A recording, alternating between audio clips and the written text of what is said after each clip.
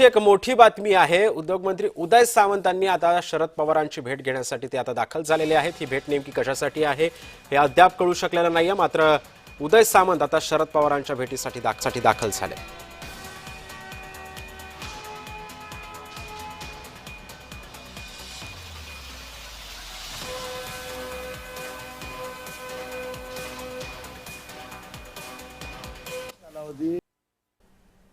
आणि या संदर्भामध्ये अधिक माहिती देण्यासाठी आमचे प्रतिनिधी शुभम उमाळे सध्या आपल्या सोबत आहे। शुभम, आज आपण बघितलं असेल तर राजकारणामध्ये सध्या राजकीय वर्तुळात भेटीगाठीचं सत्र सुरू आहे आणि याच पार्श्वभूमीवरती सध्या उदय सामंतांनी शरद पवारांची भेट घेतली। काय अधिकची माहिती आहे?